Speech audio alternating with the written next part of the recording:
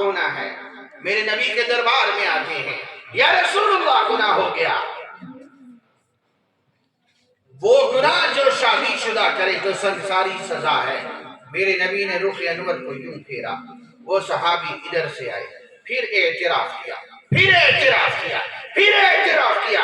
جب 4 دفعہ کیا، میرے نبی نے فرمایا لے جاؤ، سنگسار کر دو، پتھروں کی بارش کر دو۔ برسات ہوتی ہے، پتھر برستے ہیں۔ یہ کس کا حکم ہے؟ رحمت للعالمین کا۔ اس کا حکم ہے شریعت تو شریعت ہے، یہاں تو رعایت نہیں ہے۔ آج میں اپنے بھائی سے کہتا ہوں قادیانی کی شیزان مت پی، قادیانی سے تعلق حرام۔ مجھے کہتا ہے مولوی صاحب اخلاق بھی کوئی چیز ہوتی ہے۔ ارے بھاڑ میں جائیں تیرے اخلاق، جن کے سب سے اونچے اخلاق تھے یہ اس نبی کا حکم۔ میں تیرے اخلاق کو نہیں جانتا۔ رحمت للعالمین کا حکم ہے پتھروں کی بارش کر دو۔ حضرت خالد بن ولید رضی اللہ تعالیٰ نے ایک پتھر مارتے جسم سے خون کا فوارہ نکلتا ہے، کچھ قطرے خالد بن ولید رضی اللہ تعالیٰ کے کپڑوں پہ گرتے ہیں۔ اور سے سنیے گا، خالد بن ولید رضی اللہ تعالیٰ کچھ نامناسب سا جملہ اس صحابی کی شان میں کہہ دیتے ہیں، واقعہ ہو جاتا ہے۔ بعد میں جب میرے نبی کو پتہ چلتا ہے، میرے نبی فرماتے ہیں بلاؤ خالد بن ولید کو۔ حضرت خالد بن ولید رضی اللہ تعالیٰ عنہ تشریف لاتے ہیں۔ اور سے سنیے گا، نتیجہ دینے لگا ہوں۔ آپ علیہ السلام نے فرمایا خالد، آپ نے اس صحابی کی شان میں یہ نامناسب جملہ کہا، آپ کو پتا ہے اللہ نے ان کی توبہ کو ایسا قبول کیا ہے، ایسا قبول کیا ہے، ایسا قبول کیا ہے، ان کی توبہ کو مدینہ والوں پہ رکھ دیا جائے، رب سب کی مغفرت کرے۔ نتیجہ لینا، ایک جملے میں ضائع مت ہونے دینا۔ توجہ بھی طرف کرنا، توجہ بھی طرف کرنا، توجہ بھی طرف کرو ذرا، ضائع مت ہونے دینا نتیجے کو۔ خالد بن ولید وہ صحابی جنہوں نے آدھی دنیا پہ اسلام کا جھنڈا لہرایا۔ اتنے جملہ دینے لگا ہوں، توجہ ہے، اتنے اونچے صحابی کو دوسرے صحابی کی شان میں ہلکا جملہ کہنے کی اجازت نہیں تھی۔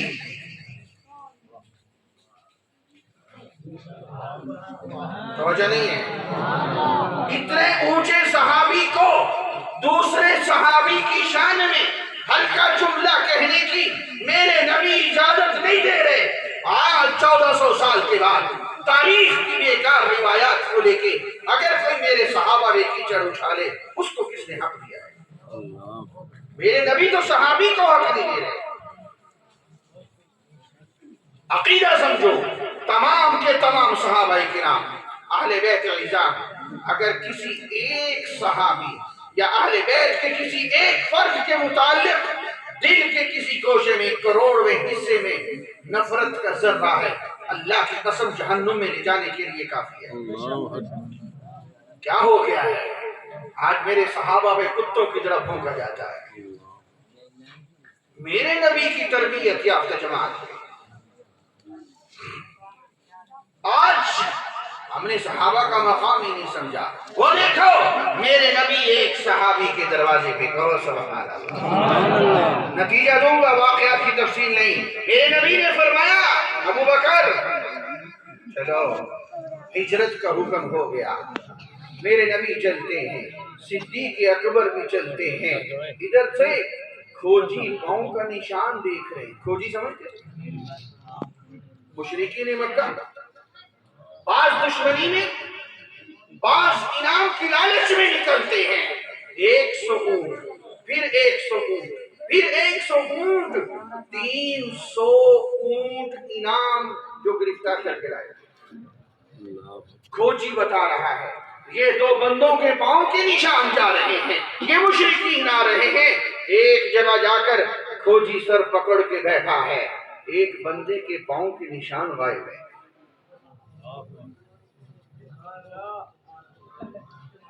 ایک بندے کے پاؤں کے نشان غائب ہے، کدھر گیا ایک بندہ؟ نہ کوئی جانور جس کے پاؤں کے نشان ہو، جس پہ دوسرا بندہ سوار ہو گیا ہو۔ ایک بندہ کدھر گیا؟ وہ سر پکڑ کے سر کھجا رہے تھے۔ میرا رب صدیق اکبر کو نواز رہا تھا، ان کے کندھوں پہ امام الانبیاء سواری فرما رہے تھے۔ کہو نا یار سبحان اللہ۔ ارے محرم والو، تم نے میرے نبی کے کندھوں پہ حسن و حسین کو دیکھا، میرے نبی کو کسی کے کندھوں پہ نہیں دیکھا۔ نہیں ڈھیلے ہو گئے۔ دیکھو ذرا باہر دیکھو، شاید حج عمرے کا ثواب مل جائے کسی کو۔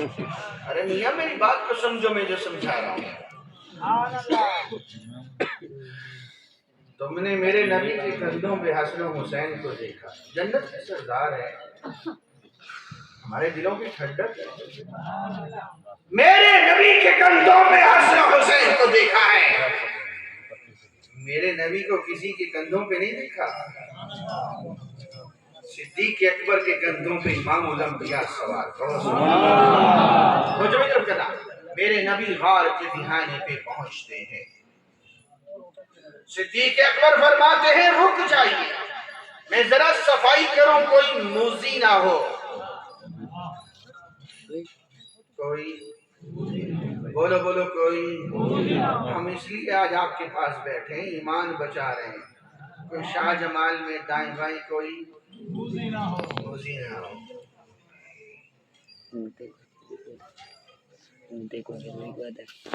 توجہ ہے؟ دیکھو جہاں کو میں نے تھک گئے، میں نے بات وہیں ختم کر دیں۔ توجہ ہے؟ ربڑا لگنا ہے، لگنا چاہیے کہ نہیں لگنا چاہیے؟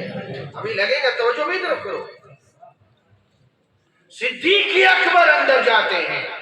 ارے جان پہ کھیلنا سمجھنا صدیق اکبر سے ایک ایک غار کے اندر سوراخ کو بند کرتے ہیں، کرتا پھاڑ کے، اور تو کچھ تھا نہیں، ایک چھوٹا سا سوراخ رہ گیا۔ توجہ بھی طرف کرنا، یہ ایڑی کو یوں کر کے اس کے آگے رکھا پاؤں کو، یہ میرے صحابہ ہے، کوئی پہنچ سکتا ہے؟ یہ ایڑی کو یوں کر کے رکھا ایسے، اور آواز دی میرے نبی کو آئیے، بستر تیار ہے۔ ارے سبحان اللہ کا قول۔ میرے نبی اندر تشریف لاتے ہیں۔ توجہ بھی طرف کا نظر آ، یہ پیچھے کون باتیں کر رہے ہیں؟ تو خاموش کراؤ، یہاں سے پیچھے آواز نہ ہو گئی۔ توجہ بھی طرف کا نظر آ، سانپ آتا ہے، صدیق اکبر کی ایڑی پہ ڈستا ہے۔ اب میں مختصر کر رہا ہوں گفتگو کو، اور مختصر کر رہا ہوں۔ ڈستا ہے، صدیق اکبر اپنے پاؤں کو نہیں ہلاتے کہ میرے نبی کی آنکھ نہ کھل جائے۔ اور جسم میں سب سے کمزور حصہ انسان کی آنسو کا ہوتا ہے، سارے جسم میں زہر پھیل رہا ہے، صدیق اکبر ہلتا نہیں ہے میرے نبی کی نیند نہ خراب ہو جائے، لیکن جب زہر کا اثر آنکھ تک پہنچتا ہے اور ایک آنسو نکل کے ٹپکتا ہے، امام الانبیاء کے رخ انور، اللہ کے نبی کی آنکھ کھلتی ہے۔ کیا ہوا؟ کیا ہوا؟ صدیق اکبر نے فرمایا، توجہ بھی طرف کرو، سانپ نے ڈسا ہے۔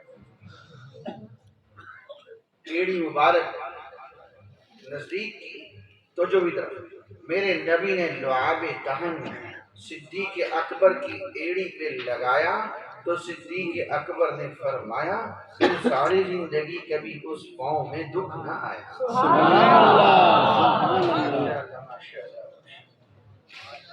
حافظ منیر احمد صاحب تشریف لا چکے ہیں،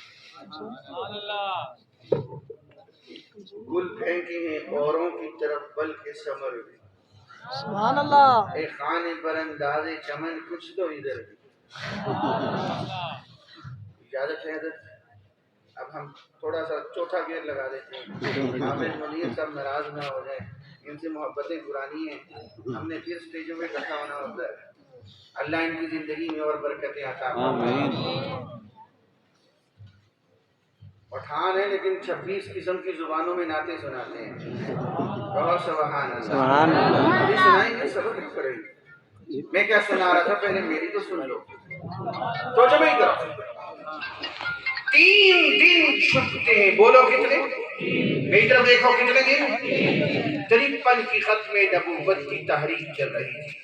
ابھی میرے عزیز بھائی حمزہ لقمان آپ کو سنا رہے تھے مولانا غلام غوث ہزاروی رحمت اللہ علیہ کے لیے گولی کا آرڈر ہو چکا ہے. جدھر دیکھو گولی سے اڑا دو. مولانا غلام غوث ہزاروی چھپتے چھپتے خانقاہ سراجیہ پہنچ گئے جہاں خواجہ خواجگان خواجہ خان محمد ہوا کرتے تھے رحمت اللہ تعالی علیہ. ان کے پیر خواجہ عبداللہ تھے. انہوں نے دیکھا یہ کوئی چھپا ہوا ہے. کون ہے؟ کہنے لگے غلام غوث گولی کا آرڈر ہو چکا ہے. میں چھپ جاؤ. چھپنا بھی سنت ہے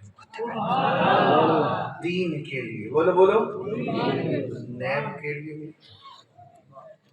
اس کے لیے دین کے لیے چھپنا.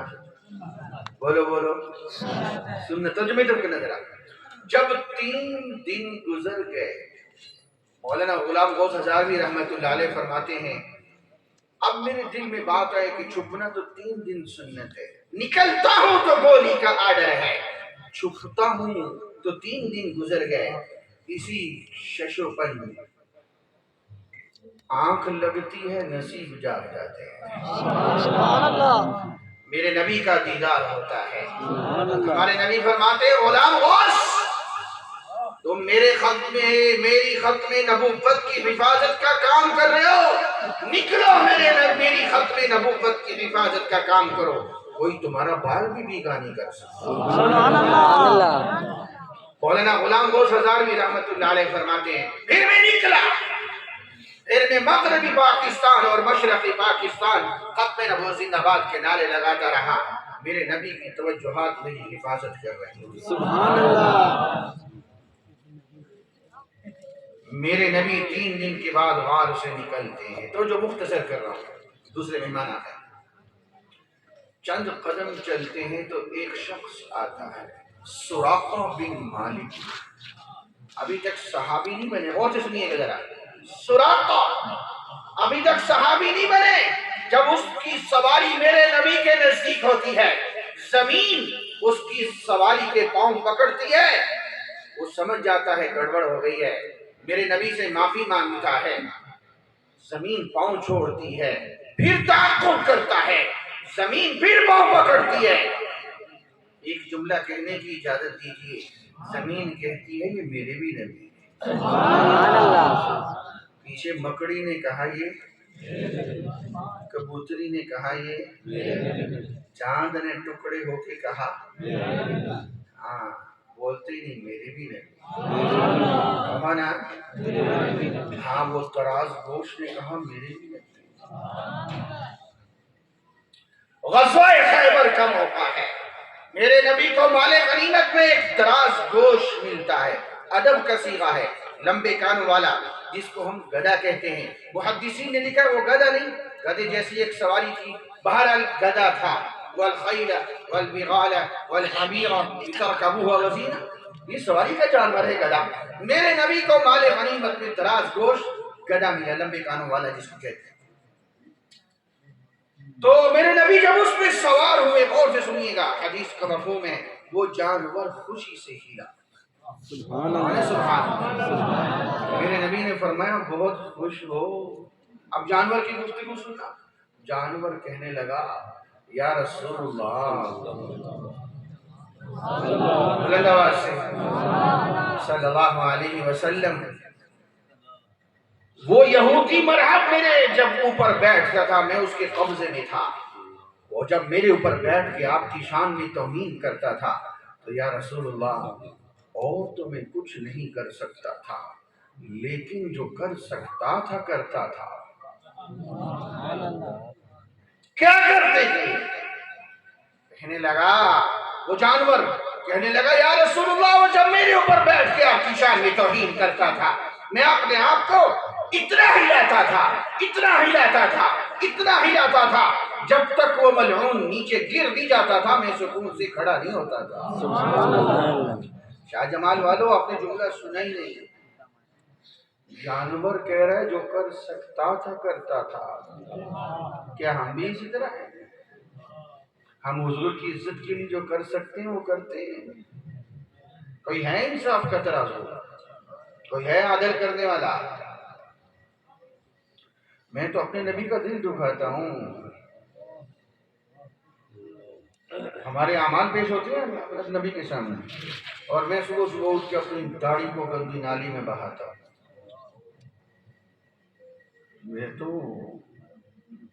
میں اپنے نبی کی محبت میں جو کر سکتا ہوں وہ بھی نہیں کرتا. مجھے کس نے مجبور کیا میں قادیانیوں کی شہزادی ہوں ان سے لین دین رکھوں؟ میں استاذ ہوں. میں نے اپنے شاگرد کو بتایا ہے ختم نبوت کیا ہے اور قادیانیت کیا ہے. میں تاجر ہوں. میں نے اپنی مارکیٹ سے شیزان کو ختم کروایا. ارے میاں تو جس سیٹ پہ بھی ہے تو جس عہدے پہ بھی ہے یاد رکھ تو میرے نبی کا امتی پہلے. ہاں کچھ کر جا ختم نبوت کے لیے کچھ کر جا. واپس آؤ. وہ جانور میرے نبی اتنے خوش. میرے نبی نے فرمایا تمہیں 2 کر دیں تاکہ تمہاری نسل چلے. وہ جانور کہنے لگا یار اب غور سے سننا یا رسول اللہ صلی اللہ علیہ وسلم ہماری نسل کے ہم 70 گدھے تھے جو مختلف 70 جنہوں نے مختلف 70 انبیاء کی سواری بننا تھا. یا رسول اللہ ان میں سے 69 گدھے مختلف 69 انبیاء کی سواری بن چکے. پہلا جملہ کہہ دوں جاگ رہے ہو؟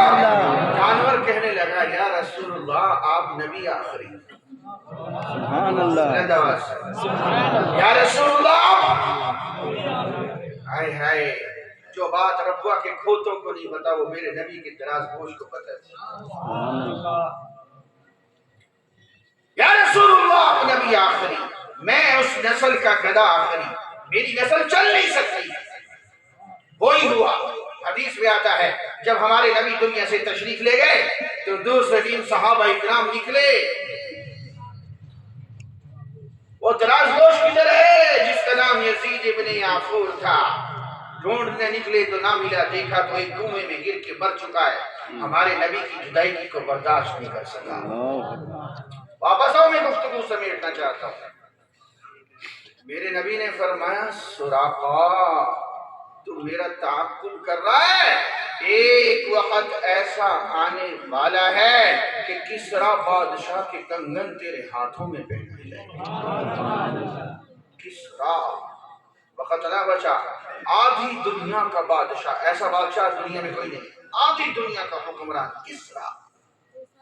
ایک طرف قیصر ہوتا تھا روم میں ایک طرف کسرا ہوتا تھا ایران میں. آدھی دنیا پہ وہ حکمران آدھی پہ یہ صرف عرب کے اس حصے پہ کوئی حکمرانی نہیں کرتا تھا. یہ آپس میں لڑتے ہیں ان پہ کون حکمرانی کرے گا. اللہ نے انہی میں آخری نبی بھیجے اور انہی میں صحابہ کو اٹھایا. پھر وہی سب کے رہبر بن گئے. سبحان اللہ. تو تعقب کر رہا ہے ایک وقت ایسا آئے گا کسرا بادشاہ کے کنگن تیرے ہاتھوں میں. یہ نبی کی پیشن گوئی ہے. بولو کس کی پیشن گوئی ہے؟ بولو بولو کس کی پیشن گوئی ہے؟ ایک پیشن گوئی مرزے نے بھی کی تھی. جھگڑا لگ جائے تھوڑا سا. ایک پیشن گوئی بولو بولو مرزے قادیانی نے کی تھی. کہنے لگا میری نبوت کی پیشن گوئی ہے میں مکہ مروں گا یا مدینے. مکہ مروں گا یا اس کو پتا تھا میں نے مرنا تو نہیں ہے وہاں. بعض والے جواب دیں گے میں کھے کھڑا میں مکہ مروں گا یا پھر کہاں مرا. لیٹرین میں تو بات کی بات کس شہر میں؟ لاہور میں. کہاں مرا؟ بولو لاہور میں. کہاں مرا؟ لیٹرین میں. لیٹرین میں چمکتی ہوئی ٹائل لگی تھی جس پہ مرا. پاخانے میں مرا. کس میں مرا؟ بولو. اس کو مرتے ہوئے شرم نہیں ہے آپ کو بتاتے ہوئے شرم آ رہی ہے؟ پاخانے میں گر کے مرا. 1974 کی تحریک جب چل رہی تھی تو جب سکولوں کے بچوں کو چھٹی ہوتی تو ہمارے اکابر نے ان کو نعرہ یاد کروایا تھا، اگر مرزا ہوتا خدا کا نبی تو ٹٹی میں گر کے نہ مرتا کبھی، میرا رب ذلیل کرتا ہے۔ میرے ایک دفعہ بیان ہو رہا تھا 6 چکے رحیم ارخان میں، یہ مسجد ہے، یہ قادیانیوں کے گھر ہیں، بڑا سبھی کا چل رہا تھا۔ ارے میں نے کہا ساری علمی دلائل ایک طرف، آؤ چوک میں بیٹھتے ہیں، ادھر قادیانی بیٹھے، ادھر میں بیٹھتا ہوں، میں بھی دعا کرتا ہوں، قادیانی بھی دعا کرے، میں دعا کرتا ہوں ربا مجھے وہ موت دے جو میرے نبی کو دی ہے۔ سبحان اللہ، نہیں پہنچے سبحان اللہ، میں نے کہا قادیانی بھی دعا کریں جو وہ موت ملے جو ان کے نبی کو ملی۔ میں نے کہا اللہ کی قسم سحر کا پیالہ پی کے مر جائیں گے، کبھی یہ دعا نہیں کریں گے۔ ان کو پتا ہے پھر کیسی موت آئی، بخانے کے اندر سے موت آئی۔ میرا رب ذلیل کرتا ہے، میرے نبی کے دشمن کو ذلیل کرتا ہے۔ یاد رکھو، ایک لمبا عنوان ہے، اس کو یہی چھوڑتا ہوں، واپس آؤ۔ وہ دیکھو ایران فتح ہوتا ہے، حضرت عمر کا زمانہ ہے رضی اللہ عنہ، بلند آواز سے یاد، یہ بات ختم میری، یہ مال غنیمت آ رہا ہے، یہ ہیرے جواہرات کی ڈھیری لگ رہی ہے۔ حضرت عمر رضی اللہ عنہ امیر المومنین فرماتے ہیں سامان پورا کوئی نہیں، سامان پورا، مال غنیمت کی گھڑی غائب ہے، نہ پہنچو تو گھڑی مل رہی ہے۔ کیا ہوا؟ حضرت عمر، صحابہ اکرام حیران، امیر المومنین یہ تو مال غنیمت ہے، آپ کے پاس کوئی لسٹ تھی اتنا سامان آئے گا؟ اتنے میں ایک صحابی آتے ہیں، سانس پھولا ہوا، آگے فرمانے لگی امیر المومنین کسرا بادشاہ کے کنگن، یار سبحان اللہ تو کہو، کسرا بادشاہ کے کنگن۔ حضرت عمر فرماتے ہیں بلاؤ نا سراقہ بن مالک رضی اللہ تعالی، وہ آتے ہیں، ذرا میری طرف دیکھو۔ حضرت عمر یوں کر کے گھور کے دیکھتے ہیں، پوچھتے ہیں کچھ یاد ہے؟ کہو نا سبحان اللہ، کچھ یاد ہے؟ وہ صحابی کہنے لگے امیر المومنین یہ بولنے کی چیز ہے، مجھے یقین تھا مجھے اس وقت تک موت نہیں آ سکتی جب تک کسرا بادشاہ کے کنگن میرے ہاتھوں میں نہ آئے۔ سبحان اللہ، فرمایا آگے آؤ، ان کو باقاعدہ کنگن پہنائے گئے، سونا پہننا مردوں کے لیے حرام ہے، ان کو باقاعدہ پہنائے گئے، میرے نبی کا فرمان پورا ہو۔ سبحان اللہ، یہ نبی کی پیشن گوئی ہے، بولو کس کی پیشن گوئی ہے؟ میرے نبی ہجرت فرما کے مدینہ منورہ پہنچتے ہیں، توجہ کرنا آخری بات، چند سالوں کے بعد صحابہ کا لشکر تیار ہوتا ہے، مکہ مکرمہ پہنچتے ہیں، وہی مشرکین مکہ جو کل میرے نبی کے قتل کے منصوبے بنا رہے تھے آج لائن میں لگ کے معافی مانگ رہے ہیں۔ بولو کس کی تدبیر کام کر رہی ہے؟ ارے بولو میاں، جب رب کی تدبیر بندوں کی تدبیر سے ٹکرائے تو کس کی تدبیر غالب آتی ہے؟ اللہ کی تدبیر غالب آتی ہے۔ میں نے چند عقائد کو آپ کے سامنے تفصیل کے ساتھ ذکر کرنے کی کوشش کی ہے۔ اللہ تبارک و تعالی ہم سب کا مل بیٹھنا اپنی بارگاہ میں قبول فرمائے۔